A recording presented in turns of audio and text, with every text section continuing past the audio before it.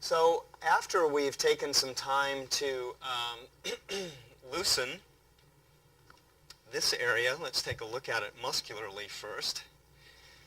We've loosened the large surface muscle called the trapezius here, and when you cut away this muscle, what you'll notice is a number of different muscles at the next layer, particularly the levator scapula, which is the marker that we use to begin the V's, whether we're beginning over here or we're beginning over here. We start at this attachment point of the levator scapula at the scapula. This is the line, the horizontal line that we follow to orient ourselves. And then deep to these muscles, what we find are the large erector spinae muscles. Now, one thing that we're going to add is a bit of focus on a very important muscle that's very close to the spine, one of the erector spinae. It's called the spinalis muscle, in between the spinous processes and the transverse processes of the thoracic spine. What I'm literally going to do is I'm going to get under Annette's shoulder like this, and just curl my fingertips up like this and let gravitation settle her thorax, settle her spinalis muscle right into my fingertips. Now, it's very important this afternoon that you guys work on people of equal body weight. If we get small people working on large people trying to do this move, you might hurt yourselves. I'm going to pick up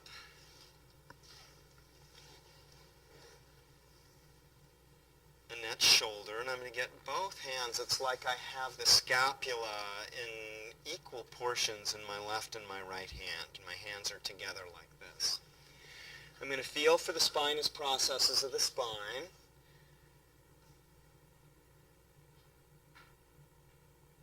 Even though we use the scapula as a starting point, equal portions of the scapula in both hands, you can adjust this move up or down, as far up or as far down as you find ribs and rib cage. Okay?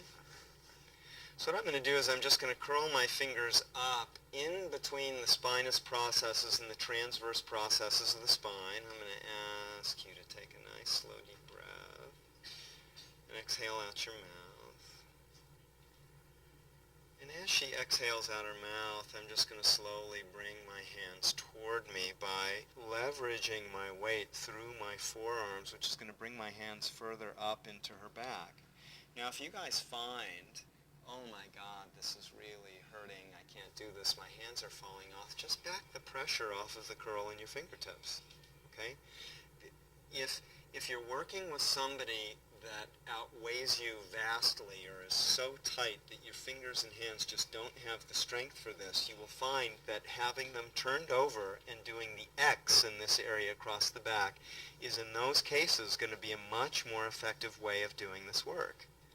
Okay, so we're showing you now an alternative way that has a little bit of a different, a little bit of a subtler effect on the opening of breath.